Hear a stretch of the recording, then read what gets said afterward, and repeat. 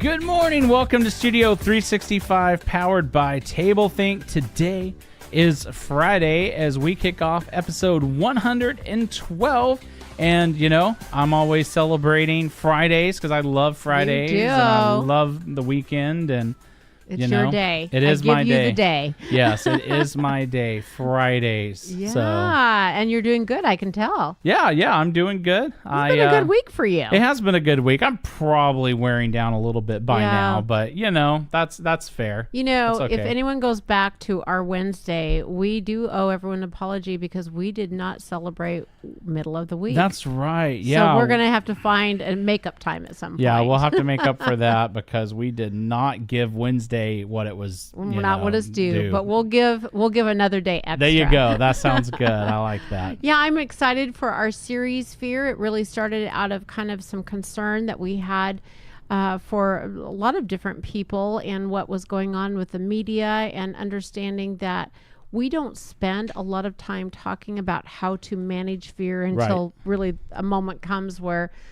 fear faces us. So we put this series together, and it's been fun to hear your practical tips from your expertise on emergency preparedness for all types of emergencies. And I love the fact that we're not over the top on things, that we're just talking about some really practical things in a lot of different ways. But the truth of the matter is there's going to be moments in time that are not our everyday ordinary experiences that we need to be prepared for. And if we're prepared, we're going to do better. Right. So we have a long scripture today. Are you just going to be ready for this? I'm ready. It's from Matthew 8, verses 23 and 27. And this is a story that is told with, this knowledge that when the early ancient readers are reading this or hearing this story, they know that the disciples, it's about Jesus and his disciples, had great knowledge about being in the boat and being in storms, and they were fishermen and they had grown up that way. And so they're amazed at this story of these men. It had to have been a great storm, which we're going to talk about, for these men to be so afraid, right? Because they were used to these kind of things. And it goes on. Then he got into the boat and his disciples followed him. This is regarding Jesus. Suddenly a furious storm. I mean, you just think about that kind of word furious gives up, wind and rain and just whatever is coming at you. Suddenly a furious storm came up on the lake so that the waves swept over the boat. And you can imagine it was probably not sturdy boats like a lot of our boats today and what that meant. But there's my word. But Jesus was sleeping. The disciples went and woke him, saying, "Lord, save us. We're going to drown." For them to get to this point, it had to have been probably just a huge, gigantic magnum storm. Yeah. And for them to see Jesus sleeping, it's kind of, thought-provoking of like he really had to be sound asleep to sleep through a storm like that. He must have been very tired, and for them to be so terrified. And he replies, "You of little faith, why are you so afraid?" Because he was there. Right. They really didn't have to be afraid because God was with them. Then he got up and rebuked the winds and the waves, and it was completely calm. And I think that when we understand that God is with us and God is the one that can calm the storm within us. The men were amazed and asked, "What kind of man is this? Even the winds and the waves obey him." And this story really tells us about the power that we can access, that however that storm comes up in us when we're managing fear, we can know that God can calm us and can take us through that God is with us.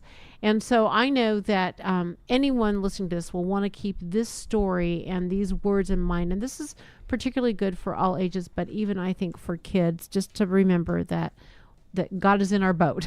Right. So tell us what your tip for the day is. Yeah, so this is really about when it comes to traveling. Okay. And, a lot of times things will happen when you travel. Emergencies take no vacation. Well, I don't understand. You take your vacation, but you can still have an emergency. And I always say this every time I have the car loading down and pulling out somewhere. I'm like, this would be the perfect time for like an earthquake or some big whatever, because I'm totally ready because I got everything I need in the car. However, some people aren't ready, and I've heard of people who are, you know, on vacation, even with the vacation stuff, like having their bags packed and all that, they don't have those basic things that you would need if you were stuck in your car. Because you're on a vacation. That's right. You're on a vacation. So a couple of things here. And first off, that is, you know, and we've talked a little bit about this before, but in your car, make sure to have a basic kit that has first aid and all of that. But my advice is that then when you're going on a vacation or you're going to do something, you're going to be spending a lot of time driving in that car, bring extra. So go ahead and bring one of your kits from the home, because what you have typically in the car, you know, may not suffice for, hey, we're going to literally be out here for a long time. So I always want to have that. The other thing is to go ahead and have a plan should you have a breakdown or something. So some of us on a lot of insurance companies will provide a service that's kind of like AAA, and it's usually pretty inexpensive. Some cars, like Hyundai has like every new car has 5 years that they do this.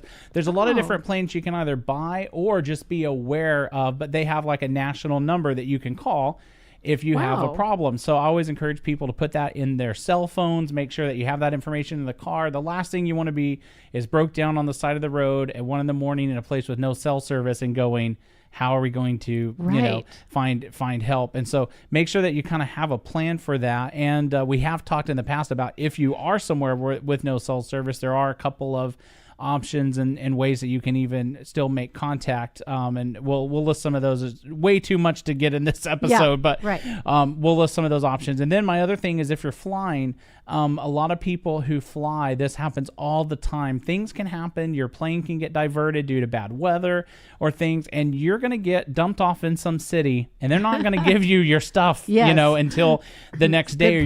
You're going to be sleeping in an airport, or I spent many nights in airports during storms and different things like that.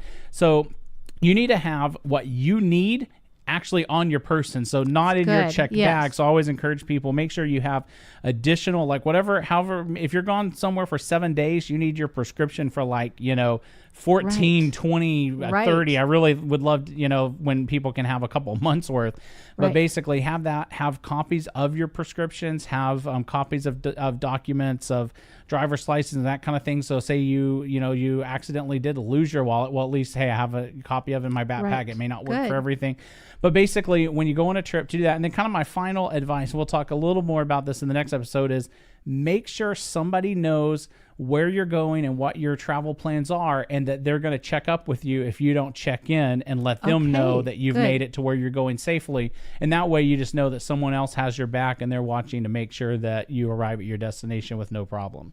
Those are really good, and I just keep adding to my list. Thank you, Joshua. But they're all welcome. Really good things. And so, let's start going with all of this. Yes. And Joshua and friends, I will talk to you tomorrow in Studio 365. Well, thank you so much for listening to this episode of Studio 365. We hope that it has been helpful and beneficial to you. We are talking about a lot of stuff, and so we're trying to put all that in the notes on each episode that's on our website at studio365daily.com. You can go to that website in order to find that information, and we will see you right back here tomorrow for another episode.